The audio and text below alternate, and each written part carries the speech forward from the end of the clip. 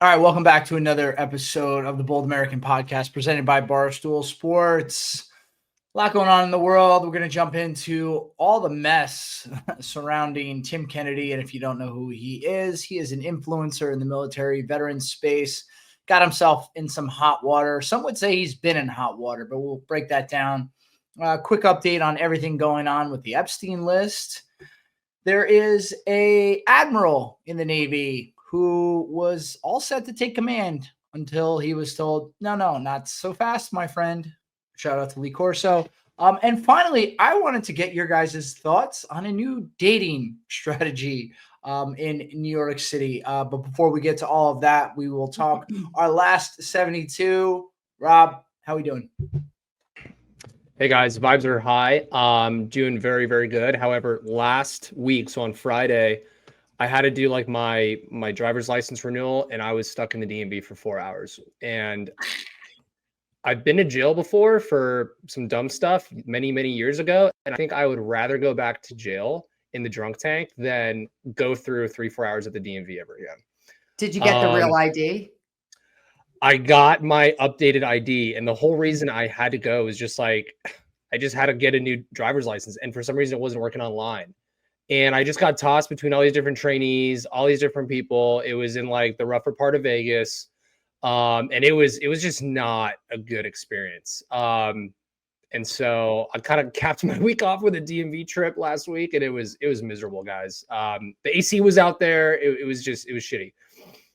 So you were there for 4 hours and you didn't even walk away with a real ID? So they mail it to me. So I left with a piece of paper, and they're gonna mail it to me the next week or two.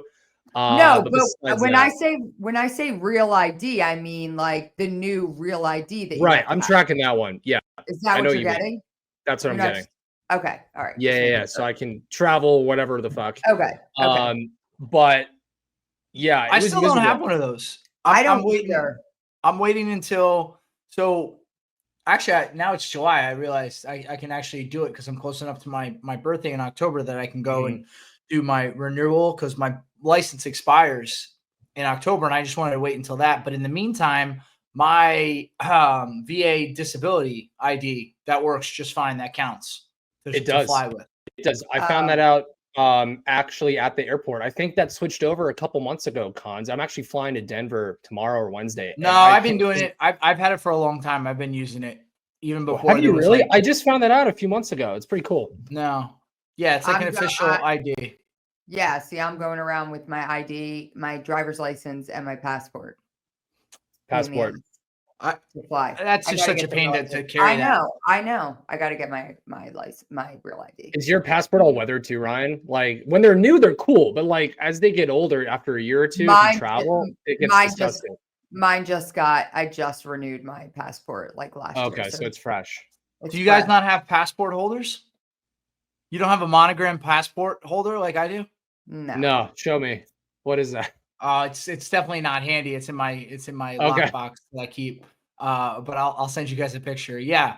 I got it as a gift 1 year, and that's what I use for my passport. It's important to have something like that to keep it so it doesn't get all ratty and sorry, we don't have that. Connor, I didn't know you're like a global traveler. Yeah, dude. Yeah, man. Okay. I'm all over the globe. Well, but love it. Not right now with a kid. But, although I did go to Ireland last year for a week. That's right. Sans the kid. I've said this. I don't know if I said it here, but my kids don't get to go to Europe until they can do algebra on their own. That's like the age cutoff. Whoa. Because I think anything before that, I'm not doing it. No, listen. Anybody like. I get it. It is a challenge to travel with additional people that you have to be responsible for. So anybody who voluntarily signs up for that, especially when you're going international, God bless you. I just don't want to do that because also I get it. If I'm going to Europe, I'm not like, hey, quick weekend and back. Usually it's a week plus. It's a lot of money. And I don't want to have my vacation destroyed by a kid who's 4 and has no idea where they are and doesn't appreciate the fact that we had to spend all this money for her to go to Italy or Spain or wherever. So I'm just not doing The it. sweet spot, I would say, is like now that I have a newborn again. I took my son when he was newborn. We took him to Mexico. He was 3-4 months old, and that was fine because they're just a potato. They're not doing anything. Between like 1 and 4, to your point, like good luck. Like it's yeah, tough. but even that, Rob, even that, I understand that at that age it's easier to travel with children, and I get what you're saying, but also, and be honest, can you have the same vacation? Tough. Can you have the same vacation with that little person there if they weren't? We did it because we booked it so long before we found out, and so we just rolled with it. Right? It wasn't something that we did by design. We had it. Yeah. I have real estate out there in Cabo, so we were like, let's book it, and we did it. We traveled out, and we're not going back because now we have 2, and it's tough, and it's also Mexico. We've been doing it since for the last 10, 12 years. So, well, I could check on your Cabo property for you if you want to. Sure, if you need me to. So I'll text you after this. I don't have any infants or children under 2, so I'm happy to go check out, make sure it's doing okay. Okay, yeah, we'll see. I'll send you the details though. And my passport that I just got renewed, I look like a Russian spy in it. It's the most badass picture. I show it to everyone. I look so tough in my passport. Like I literally look like a Russian spy. It's wild. Do you have that handy? Can you text that to the group right now? Is it in a picture? No, I'll have to get it and send it to you. I don't want to see this. Put that in later. Yeah. I mean, mine's not much better, Ryan. The whole side. No, mine is better. I love my passport picture. Oh, you like the Russian spy? Yes, I love it. Yes. Yeah. My passport photo is absolutely terrible. Like, because you're not allowed to smile, and I think I was like hungover, and so I'm extra puffy, and it's just I don't look like the same person, but. I feel like you probably prepped for it, Ryan. You probably like got your hair done, you got your makeup done, and then you walked into it at like 11 a.m. in CVS, and you're like, she brought a portable ring light. She's like, no, hold on, let me get set up. Yeah, got her lighting all right. No, it's actually like dark. It's like a moody vibe. I'll send you guys the picture. Okay. Is it like Angelina Jolie and Salt? Remember that movie when she's pretty bad. Okay. I like it. Yeah. All right, that's cool. So Rob, I'm sorry to hear that. DMV fucking sucks. Like it was terrible. I mean, it seems like I don't know. I've never heard of anybody having a good DMV experience in any state. It just seems like one of those places. It's such an outdated system if you think about it. Like if you can get your passport renewal online, I think most states you can do most DMV services online, but for some reason I had to go in. And it was just like I just saw the state bureaucracy at work. And it was just miserable, guys. But anyways, I survived. No, I'm happy to hear that. Ryan, how was your last 72? Last 72 was good. We announced some big news in the veteran service world. The Travis Manning Foundation acquired the Mission Continues, which is another large veteran service organization that's been around for 15 plus years. And so that's cool because also I don't think you hear too much about mergers and acquisitions in the VSO space. I mean, we're kind of claiming that this is the first one. It might be. I've never heard of any. Yeah. And again, I think it sets a really good tone for the space itself in terms of like, I think it's like important, we can't have everybody doing everything, the same thing. And like, let's combine forces. Let's have greater impact to our veteran community. And so we were both organizations were kind of super proud to be like trailblazers in like setting like, and hoping that eventually other organizations are like, hey, this made sense. This is smart. And we've certainly seen that from our partners and our funders. And so it's an exciting time. That's awesome. Yeah. What's the first order of business? First order of business is getting merch with like is their name still going to exist, or is it just now like everything they did? Yeah, that they'll fall under the Travis Manning Foundation, but their big thing was service platoons. So they do they basically have like chapters that are doing service projects across the country, and we'll continue those. And I mean, again, for us, it's making sure that we're having touch points with all the veterans we serve in both organizations, and making sure that they understand that, we're going to, we hope to just amplify the work that they're doing, and provide more resources to them to continue serving in the community. So it's really, super exciting time for us. Yeah. That's awesome. And I think that's so great too, because I understand that obviously people work for organizations like Travis Manion as how they make their living.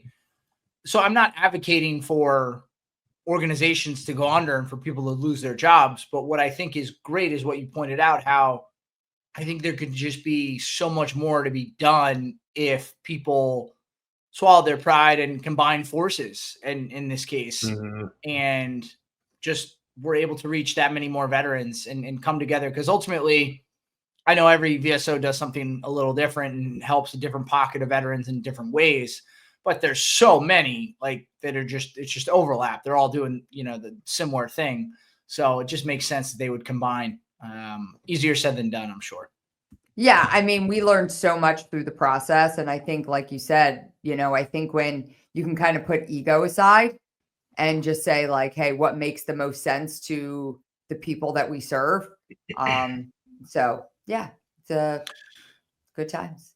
Very cool. Very cool. Yeah. Friday, I was actually in Pennsylvania. Ryan, have you ever heard of the Pearl Buck Estate near Doylestown? Is that where you were? Yeah. I mean, okay, you were like around the corner from my house. Thanks a lot. I was in and out. I had to. I mean, I went to a wedding. Literally. That's how close are you to there? Like a mile and a half, Connor. Wow. All right. That's wild. That's my bad. Listen. Damn, Cons. Here's the lesson. Never assume. I assumed you'd be down in Avalon. I was. Okay, so there you go. Now I don't feel as bad. But if I ever go to another wedding at the Pearl Buck Estate, I'm not getting a hotel. I'm staying with you. Yeah, you could have stayed. My house was open. You guys all could have stayed here. Well, I didn't stay over because I had to get back home because Saturday morning, I woke up at 4 a.m., got myself up to West Point for our annual Army football golf outing because I had to help set up and do registration and everything.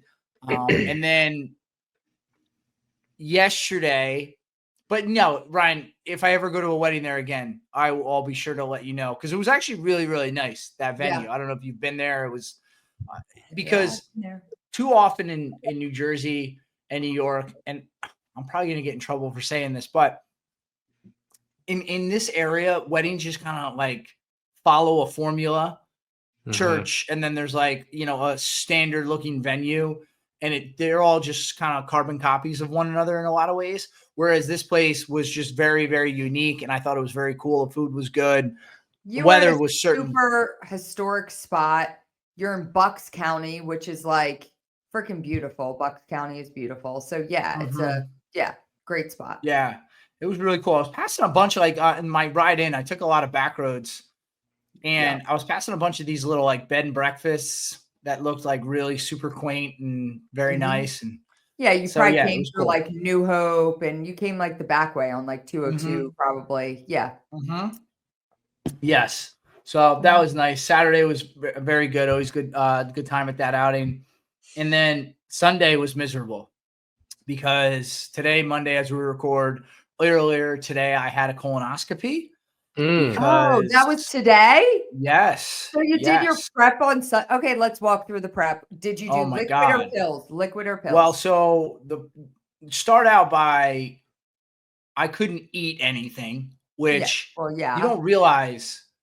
It was so brutal. We were at the pool, and at one point I went to grab a piece of pirate's booty from my daughter, and I was like, and it was just instinct. I wasn't necessarily hungry. I was hungry, but it was just instinct. It went and grabbed her pirate's booty, and I was like, oh wait, I can't do that. I can't eat. Yeah. So it was just brutal throughout the day, because also you don't realize how much of your activities with a little one, or at least for us, are centered around on the weekends, like going to lunch or going to dinner when we don't have bigger plans. And we just couldn't do any of that. My family made that sacrifice for me. Shout to them. And that was definitely the hardest part of the whole escapade, was just not eating and being bored and kind of wanting to eat out of boredom. I don't know if that's a great thing to say, but didn't do that all day. And then my doctor just asked that I take a bottle of Miralax over the course of an hour mixed with Gatorade. And then I took 4 Dulcolax tablets. And it didn't happen for me right away. Oh, sorry. I was getting another flash flood alert on my phone. So I took that and I was like, okay. And then about an hour and 15 minutes, it finally hit me. And then I was on the toilet. Probably it was on and off, and not to be too graphic, on and off until maybe midnight. So that was definitely brutal, like laying down, having to get back up. That's actually wild. Which part? Because okay, so I've had 2 colonoscopies. Okay. And both of them I've had to do this like prep with like pill. Well, you could do pills or liquid. And I have a friend, not to get too graphic, who did the liquid. And then she went in for the colonoscopy and they were like, you're not completely cleared out. Like they put her under and then brought her back and they're like, you're not cleared out all the way. And she had to go home and then repeat the process all over again.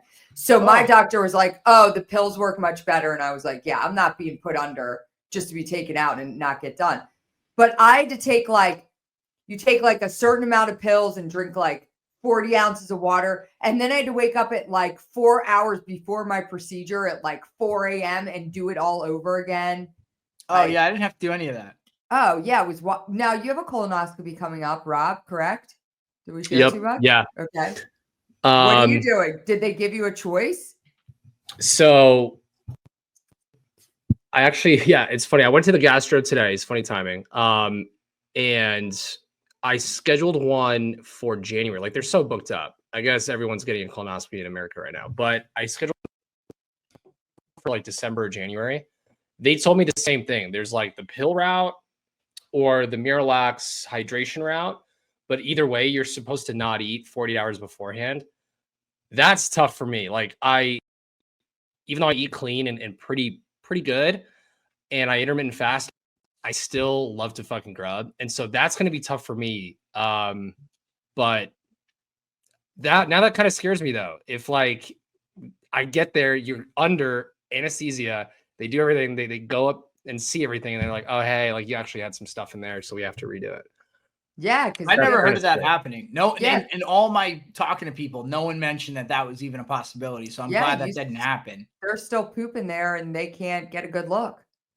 Okay. Well, luckily that didn't happen. Well, it went well for you, right, Connor? Like it went well. Yeah, no, all the doctors were super nice. This is obviously a very routine procedure. So it was almost like I was going through a car wash. Like everybody had like 45 minutes, an hour? Not even. Like the whole like start to finish was like 45 minutes once I went in and changed and everything. But the actual procedure was only like 20 minutes, I think.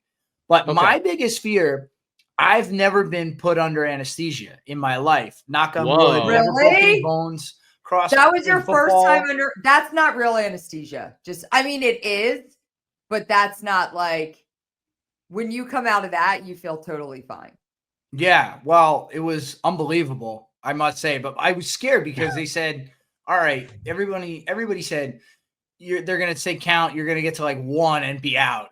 And so I start counting and I'm like 6, 7, and I'm like, I'm still with. And then I started to feel like lightheaded and like wobbly, and then I was out. But that was my biggest fear, is that also that they were going to find something. Yeah, I think anesthesia is scary when you're just like it's out. But I mean, I've been under anesthesia for like 5 hours. I had a 5-hour surgery before, and I came out of that, and you're just like messed up. It is. Well, I'd imagine, being out 20 minutes versus 5 hours, you're definitely takes. Like we got out of there, and Alex came with me, and I said to her, I know I'm not supposed to, and I don't want to, but I feel like if I had to, I could drive right now. That's where I was at. And it's such a guy thing to do too. Like, Yeah. how do you gauge your mental capacity? It's like, I think I could fucking drive. Like, I think Yes. I'm good. It's such Yeah, a guy I- thing to do.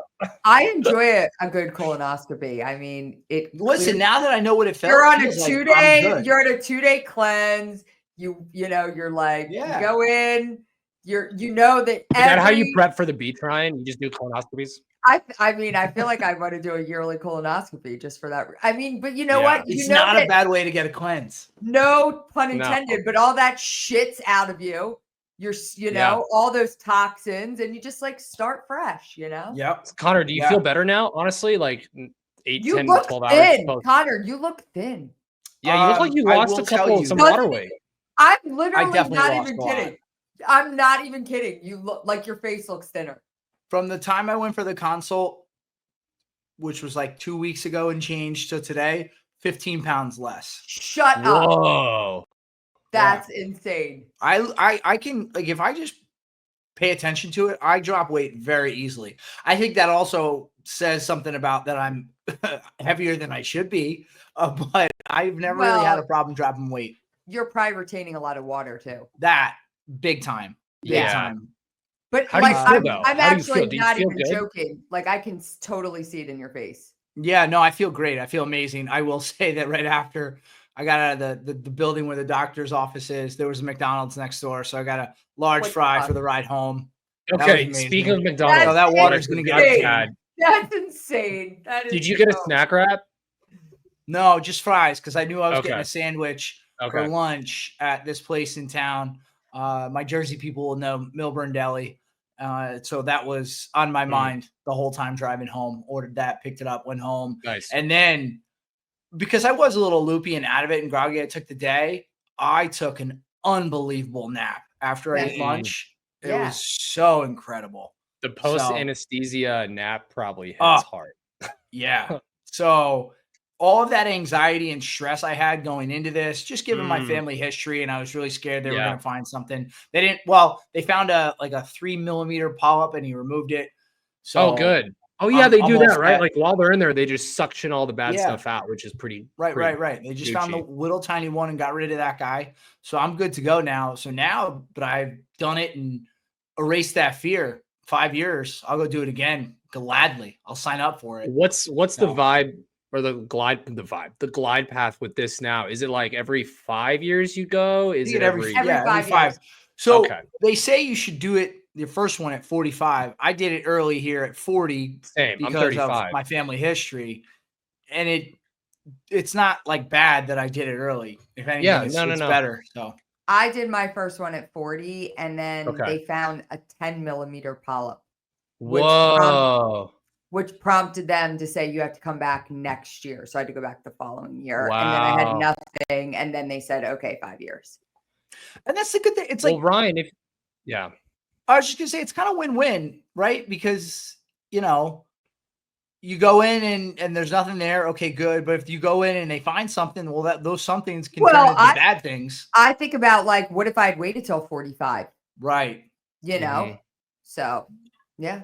Yeah. I mean, the reason my uncle passed away from it at 53 because he never got a colonoscopy. Yeah. He had no idea.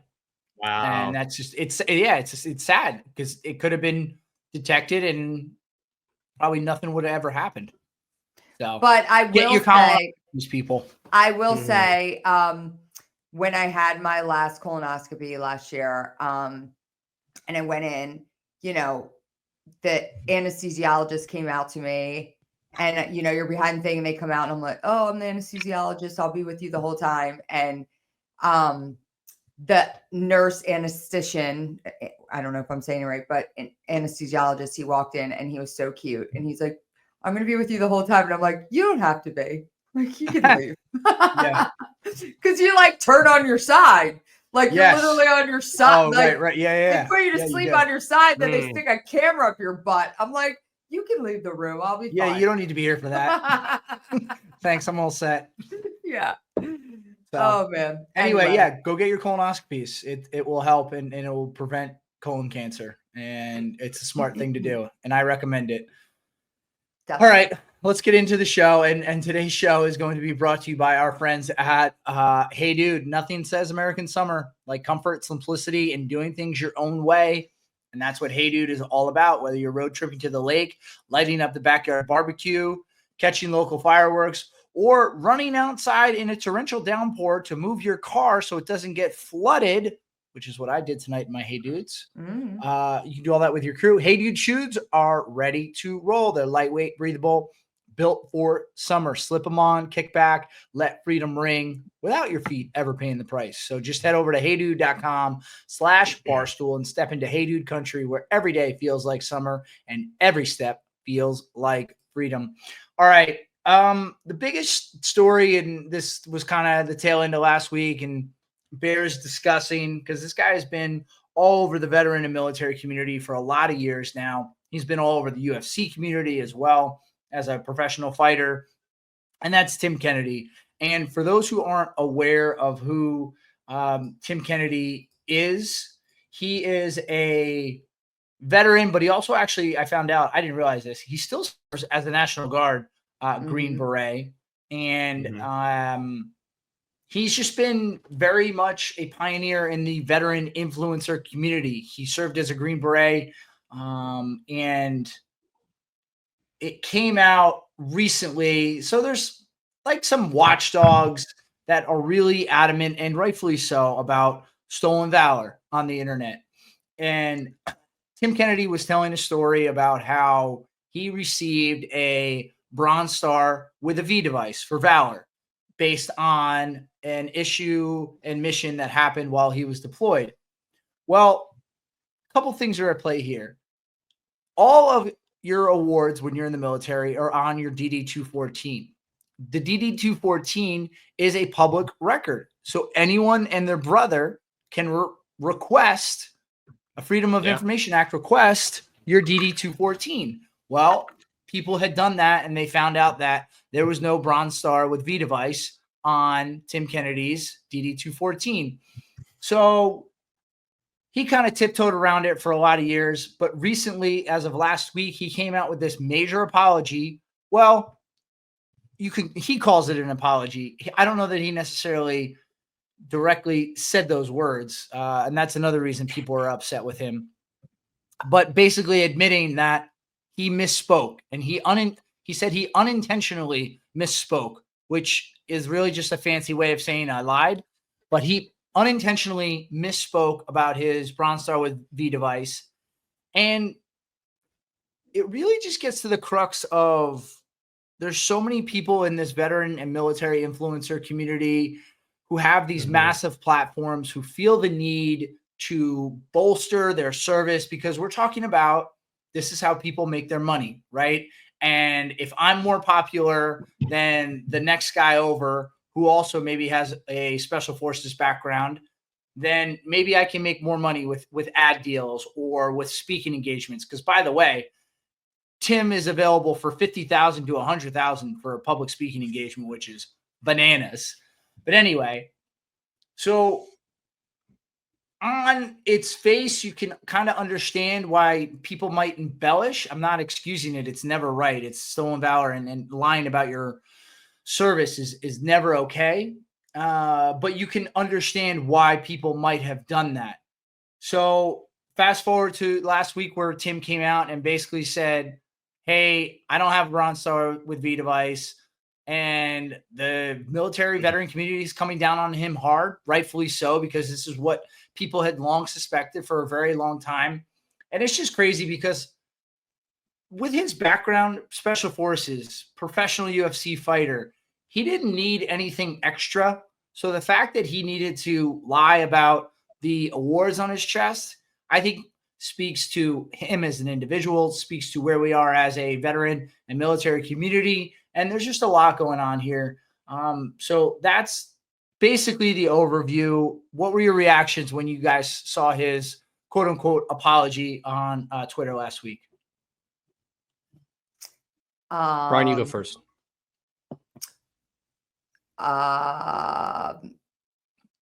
Yeah. Why are you so carefully choosing? I'm not words being here? careful. Okay. I'm not being careful. I mean, I've been hearing this for a long time now. I think I think he's pathetic. I think, I have a lot of friends that are friends with Tim Kennedy. And so I know a lot of them are super disappointed. A lot of them have tried to defend him because they hadn't actually heard him say, for a long time, it was him walking out on stage as an announcer said, "Here's Tim Kennedy, Bronze Star with Valor recipient," and him not correcting it. But, I also heard him in a podcast interview, and I think this is where it all came out, where he was specifically asked about, so tell us about the day you received your Bronze Star with Valor. And he's there and he's saying, he's like, well, it was like a typical day. And, we got some bad guys and we killed some bad guys. And I mean, I take such hyper offense to this idea of stolen valor and this idea of embellishing your military career, and all for the sake of puffing your chest the largest and, saying I did the most out there. My brother has a Bronze Star with Valor. My brother has a Silver Star. My brother's not here to talk about either of those. But frankly, I don't think he would be out talking about either of those, even if he was here. And so when you try to embellish your military stature and listen, people have been talking about Tim Kennedy and this whole vet bro phenomenon where it's vet celebrities, right? And they use and there's some of them that do it in a really good way. And they're bringing broader and greater awareness to men and women that serve. And then there's people like him that are using it for celebrity status to make money. And frankly, I think it's total bullshit. And I'm, connected to him in a lot of ways through a lot of different people, but I'm not going to sugarcoat it. You fucking lied. You lied. You lied about having an award that a lot of men and women have rightfully earned. And I hope that, for somebody with his celebrity, I hope that I know he's being investigated right now. And so we'll see what happens. But if they don't, I don't want to say make a example of him, because it's not making an example of him, but if he doesn't, the proof is all there. This is not we have to see if there's a case of stolen valor. He's on record saying he received a Bronze Star with Valor. Yeah, the quote was, there was a bad guy. The bad guy was shooting at us, and I shot him. I wish there was this great heroic story. I just did what I was supposed to do, like everybody else around me. Yeah. And that even in itself is just such bullshit. Oh, there was a bad guy and I shot him, and that's how I got. And I mean, it kills me when I heard that. I mean, not for nothing, not to go into too much detail, but that doesn't warrant a Bronze Star with V device, just shooting one bad guy. Yeah. So, and how many people do both of you know that have Bronze Stars with V devices? And how many of you are out there talking? How many of them are out there talking about None. No, exactly. But you're right. I'm not talking about it. Exactly. Yeah. So, yeah. And guess what? That perpetuated from somewhere. So we used to say, "Oh, I don't know where that came from. I guess I never corrected it." Yeah, you do. Yeah, you do. Yeah. And what's crazy too is that if he never said that, he probably still has all that he has done, right? All the books and the podcasts and the appearances and the speaking engagements. It's not like that. People thinking he had a Bronze Star with V, pushed him over the edge. Well, now we'll listen to Tim Kennedy. Dude, the common person doesn't even know what a Bronze Star with V is.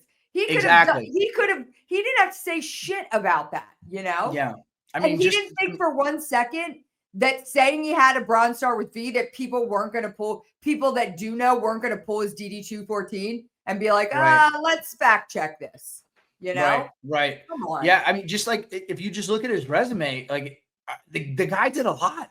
I mean, dude, you were special forces. You fought in the UFC. Yeah. There's so many people who try to do one of those things and fail, and you did both. That's enough, my man. And that's what I just try to, shout it from the mountaintops to the veteran community.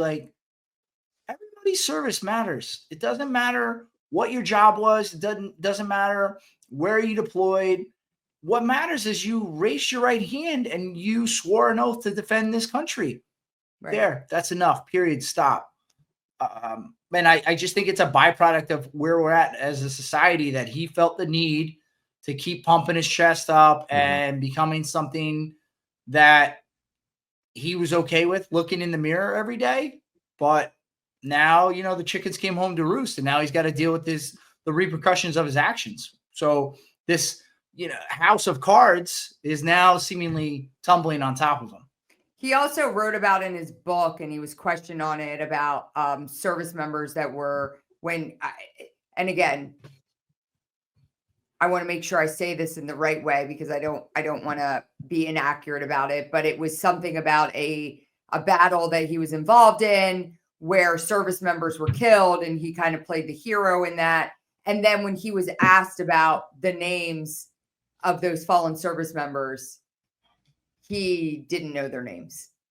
And I know a lot of people in the Gold Star community took big, had a big problem with that. It's like, you're in a combat situation where you walk off the battlefield and there are men and women that didn't make it and you don't know their names.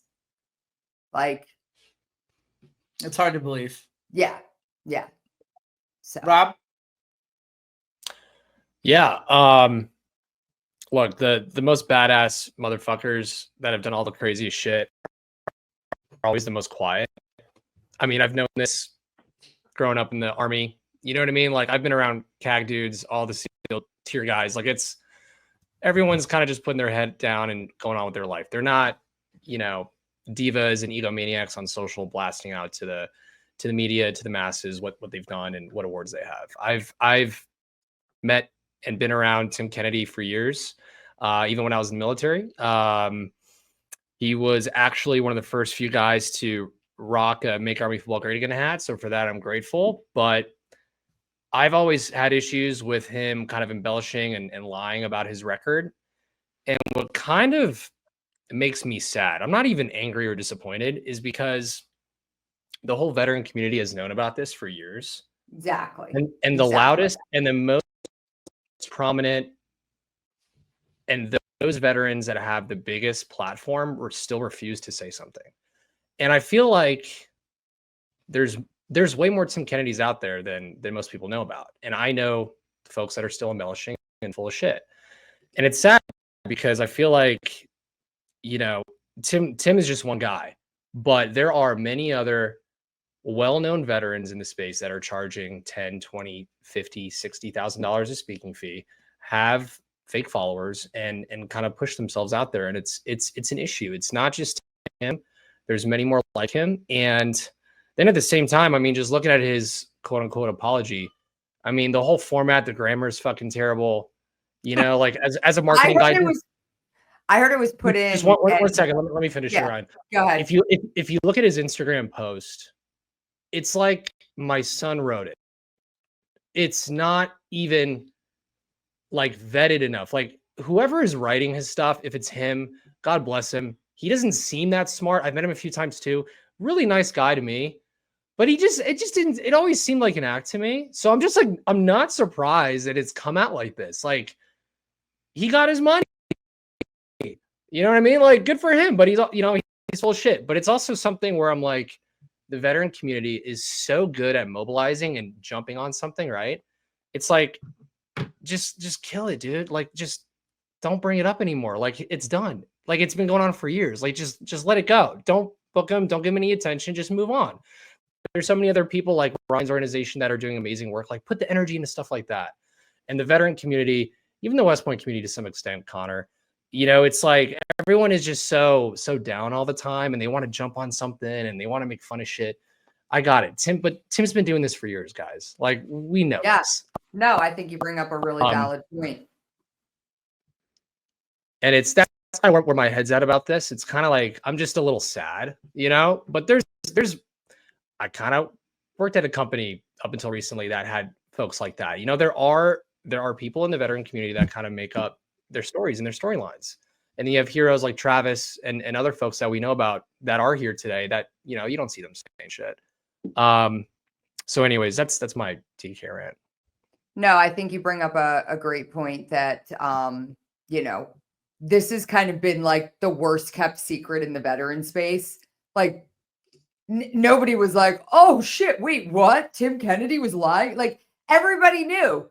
And frankly, the reason I think not even the fact that he didn't say, I'm sorry in the post, you know, he said, I misspoke. Right. But the fact of the matter is that I believe the only reason he even came out with this half-assed apology is because it got to a place where it was like, we're going to have to investigate this, you know? Well, and I think he was starting to feel the fire from people who were sponsoring him, people who were going to be paying him for Black speaking fees. Rifle just dropped him recently, right? Like, and what I saw is that Black Rifle dropped him, but he still had them listed as a sponsor, and they sent him like a cease and desist and was like, take us down. We don't sponsor you. And he didn't.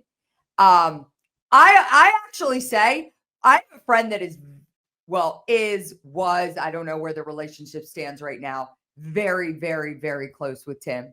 And I said to him, hey, love to bring him on the show. Like, come talk, Tim. That's like, open invitation. Yeah. Come talk to us. Like, come address the veteran population and don't hide behind your Chat GPT statement that you put out and actually come talk about it and have some humility and really talk about why you chose to represent yourself in a way that wasn't truthful. So, and like, look, I've fucked up so much in my life. Like I failed upwards a little bit and I've done some pretty dumb shit. Sometimes if you just own up to what you did, it's going to be tough. It's going to hurt for a couple months, but a year or two after that, or towards the end of your life, you're going to look back and be like, you know what? I actually made the right thing. I made it right. Yeah. Or as best as I could. And I feel like Tim could probably do that. Again, I think he's done a lot of good work too for the veteran community. He's lied and embellished a lot, but to Connor's point earlier, I think he nailed it and said it the best. It's like, you've already served. You've done so much for the U.S. Army by giving it visibility with your UFC fights, doing that as a conduit to raise awareness for the Army and recruiting. Like, that's such a terrific story in itself. And I feel like, as a guy who deployed a couple times, like, you're always hearing, and there's always someone who did cooler shit than you, right? Like, there's always someone who went to Afghanistan. I never went. I wanted to have that moment and you know, be on a cob and shoot at the bad guys for the sake of people I knew who lost their life over there. I never had that opportunity. Doesn't mean I'm going to go embellish and make shit up. But I feel like there's always that kind of thing where us veterans or guys who deployed or didn't deploy maybe wish they could have done. But at a certain point in time, you just have to kind of reflect and be okay with what you did with your time in service. And I feel like a lot of guys just can't let that go. And that's an issue.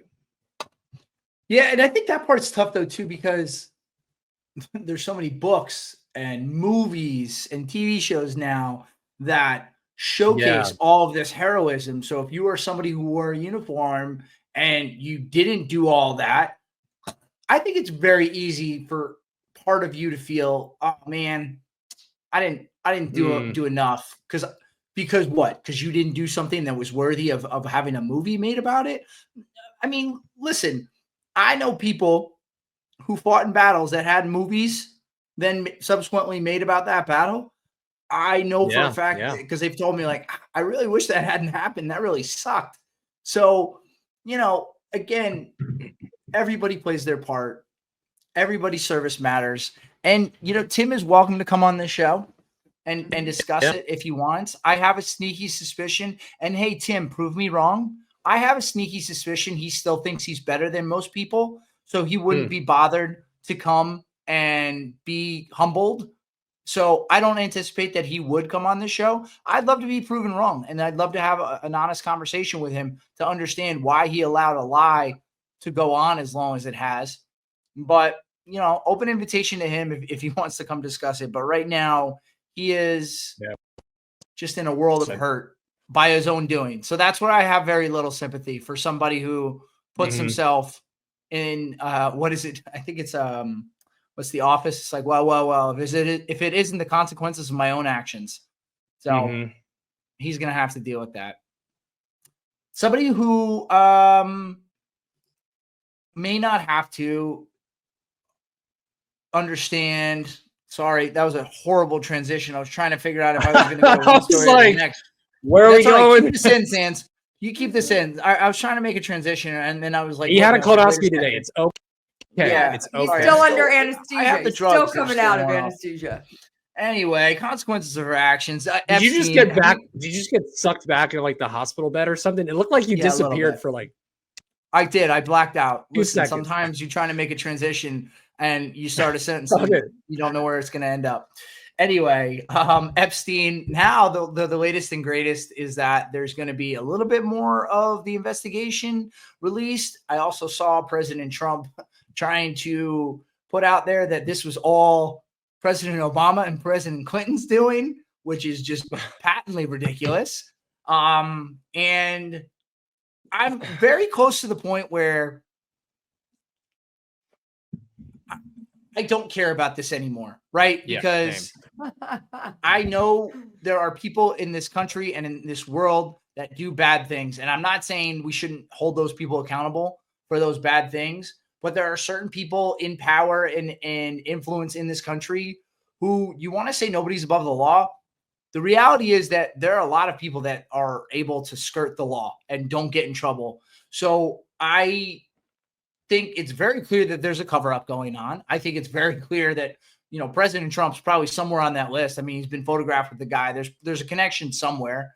So I'm curious where you guys stand on it now with just more and more accusations coming out. But do you ultimately care if there is a list and it's released? Because also Jazine, mispronouncing her name, Maxwell, is now saying she'll give out a list in exchange for some other favors done for her. We'll see if she makes it out alive to that date. Yeah.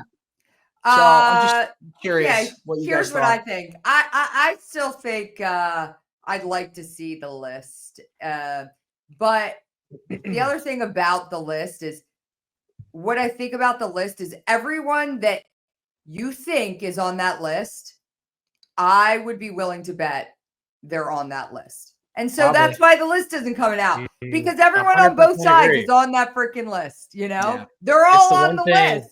So it's the one thing both sides can agree on. It's the one thing. Like, they're just like, hey, Donald, you can't release this. Hey, Cash. Hey, Pam. Hey, good old Pam. Hey, remember that one time? Yeah, look, like, this isn't going out. Like, this isn't getting out. They're all on the list. Connor, you may be on the list. Yeah. Tim Kennedy's on the list. That's why he's lying. I think Tim Kennedy's on the list. Yeah, they're all on the list. I would like it on the record. I am not on that list. I'm nowhere near that list. He was getting a colonoscopy that day. So I was getting colonoscopy that's that good. day. That's good. I mean, we're joking. Like, obviously, we don't take light to the, child and sex trafficking stuff. But I do think there's a lot of nefarious activity that goes on with a circle of individuals in this country that, again, I think they operate in a different world than the rest of us do. It's not just this country, Connor. Oh yeah, the world. You're absolutely right. The world. There are, and I feel like, and then maybe we just wrap up Epstein, but it's like, some of it too, and I think we talked about this on another episode, is like the American brain, the average American brain cannot handle what would come out of this fucking unboxing. It's like the same thing with like the JFK, the Martin Luther King Jr., the RFK file. Like, we're just so dumb. Like, we can't wrap our heads around why these tech billionaires, government agencies from the Middle East and maybe Europe and all these other rich people are involved. Like, it's just, it's too much. And it's just like, we should just keep it closed, move on. Donald Trump was having a great time at MetLife Stadium yesterday, handing out some fucking trophy to a soccer team. Like, let's just, keep it closed and move on. But sadly, we'll never know. One thing I will say about that is it's interesting to see how some of Trump's base is now turning on him, which I didn't think would ever happen, because I thought people who were, all for Trump were just going to ride for him no matter what. It is interesting to see people starting to go a little sour on him. So we'll have to wait and see what that happens with that. But I'm pretty much. I do want to see the list. Don't get me wrong. We all want to see the list, but if it doesn't come, I'm not going to lose sleep over it. Unfortunately, though, somebody who might lose some sleep is Rear Admiral Michael Donnelly, who the Pentagon has now confirmed reports it has pulled him from promotion and a new job overseeing the Navy's Pacific Fleet after a conservative news outlet again highlighted his role, which allowed his sailors to hold a drag show aboard a ship he commanded nearly 10 years ago. So a senior defense official confirmed that Secretary Hegseth has chosen to withdraw Admiral Donnelly's nomination to lead 7th Fleet. It's the fleet that operates mostly in the Pacific, especially around Japan and China. So what do you think about Admiral Donnelly not getting his command because there were drag shows going on aboard his ship? Is he a Navy grad? I don't know. Do we know? I don't know. I can find out. I mean, where are you going with this? I don't know. I just think it's like what? I think the drag stuff is pretty mid for fucking if we're still doing this in 2015, whatever it was. But then it's the Navy. If the guys want to wear a wig and put on makeup and dance for their homies, like fucking get after it, dude. I don't really care. I mean, I can't say I'm. How can you be surprised that Hegseth pulled his? Like, yeah. Is anyone surprised by this? No. Of course he did. I feel like this happens a lot more than we think in the Navy, though. What, drag shows? Yeah. Listen, all right. I guess because, it's outside of regs, according to, if you look at by the book. By the way, he's a Villanova grad. Not that makes a difference, but Philly though. All right, dude. So was the Pope. I'm just talking. I think he's a little younger than. Actually, he might be a similar age to the Pope. Nevertheless, I think when you're underway, and Sands, you can confirm this. And this is not unique to the Navy. People across the military, when you're deployed, you run out of stuff to do. You start doing weird stuff for entertainment. We had in the talk, we had honey bun eating challenges, and soldiers, sailors, Marines do all sorts of weird things to pass the time. So if they were doing drag shows, I'm sure it was I wasn't there. I don't know. So I won't comment on. I don't know, Connor. If you're in the thick of it, you're not like, hey guys, I'm so bored. Let me go put on some of this shipmates makeup and then dance for my homies. I just don't see how that just populates organically.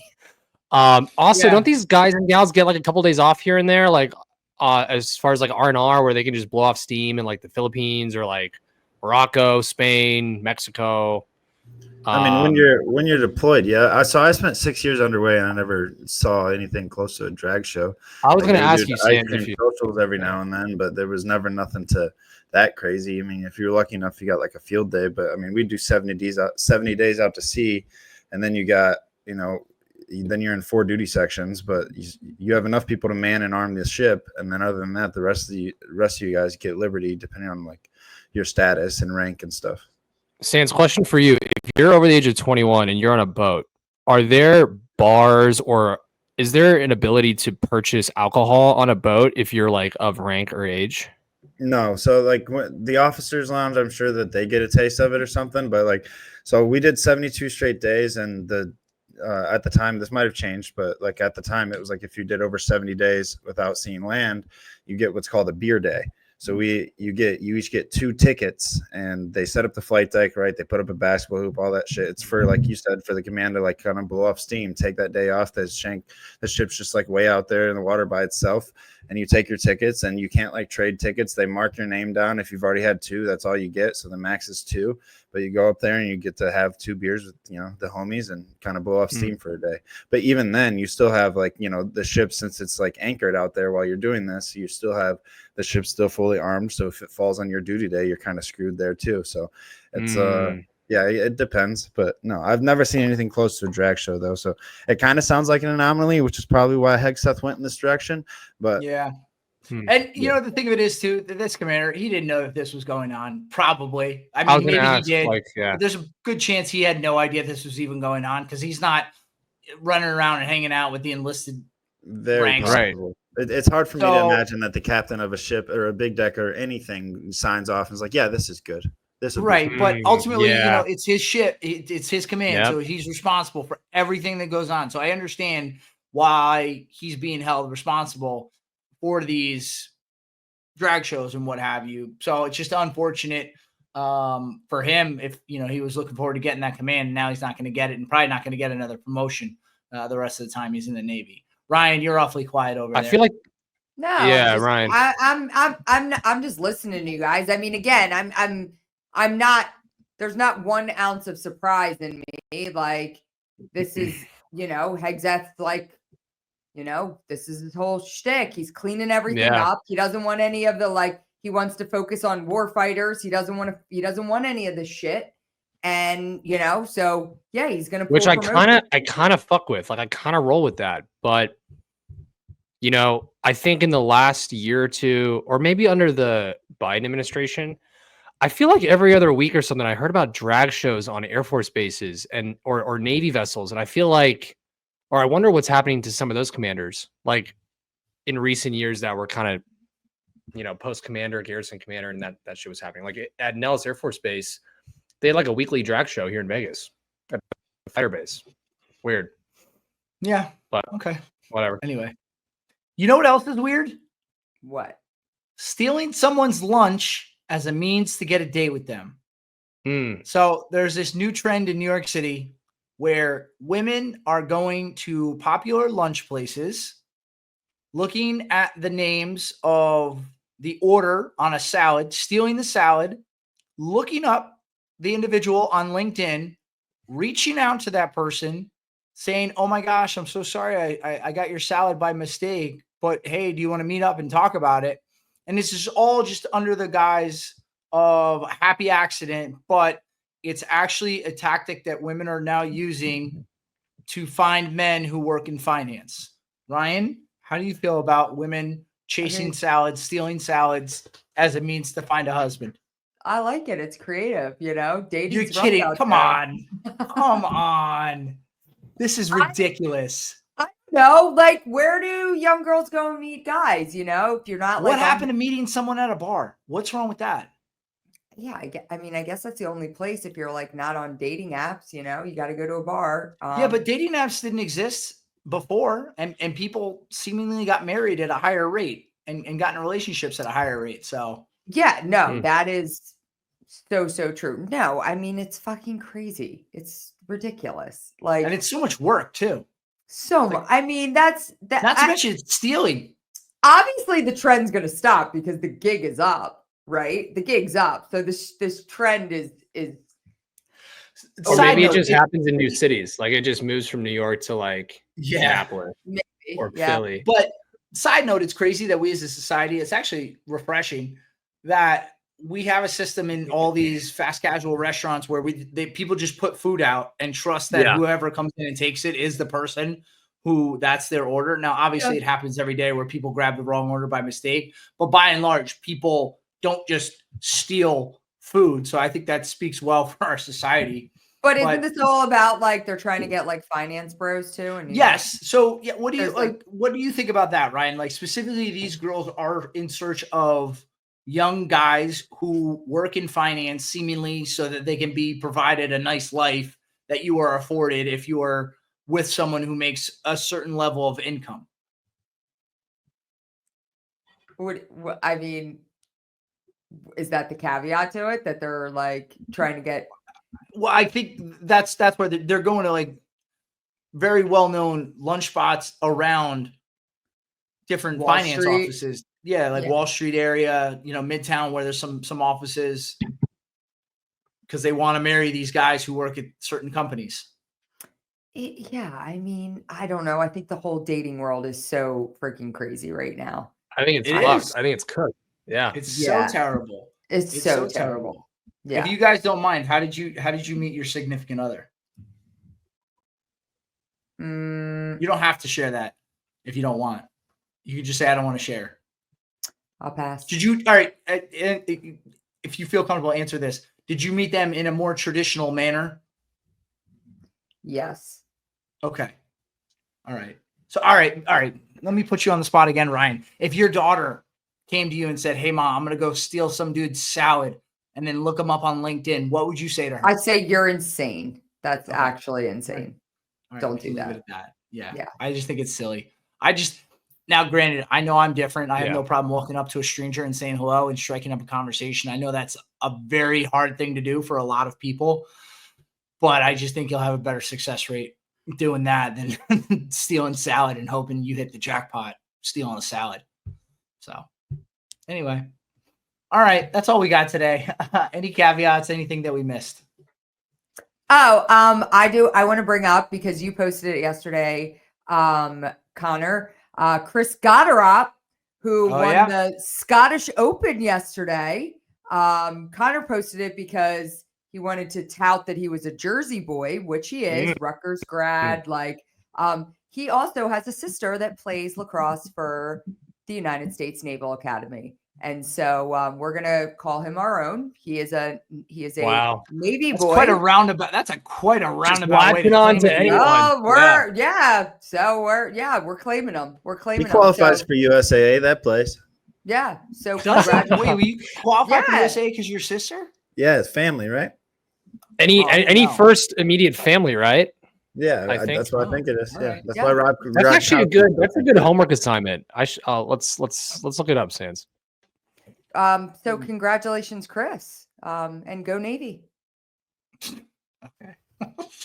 Whatever. That works. Rob?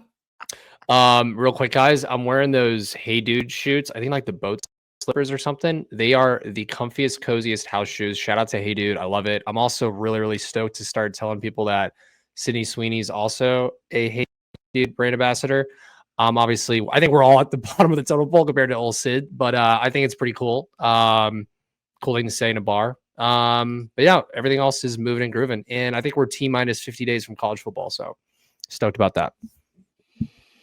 I don't like to rush it, but now is about the time when I'm getting feisty. I need it itch a little bit. Yeah, because dog days is summer. There's not much going on. We only have one more golf major coming up this weekend with the Open. So we just finished Wimbledon. By the way, do you guys care about Wimbledon at all? Oh yeah, I was watching that one yesterday. I don't follow. I want to go one day. I want to go so bad, but Sinner's a cheater right now. Sinner's a cheater, allegedly. He is. Dude, I didn't realize how expensive. I never really gave thought to it. I never realized how expensive it is to go to Wimbledon. The quarterfinal, semifinals, you're looking at maybe $2,000 to $20,000 a ticket. Yeah. If you and I went with old Theo or someone, I think that's where you kind of just get tickets for the first, second round. Hope you see a good match. Yeah, but that's on the bucket list for sure. That would definitely be a cool one, because you get it's one of those events too where it's almost as much about the outfit that you're wearing as it is about the sporting event. Which I the tradition, right? They're cutting the grass that morning with scissors. Like it's a whole thing. So, all right, I don't have anything. I'm ready to wrap it up. So real quick, I was wrong. Oh yeah, Sin, sorry. Go ahead. Gotterup doesn't qualify, but he probably wore a Navy shirt. Still counts, Ryan. All right, be Navy. Cool. Take care. Make it a great week.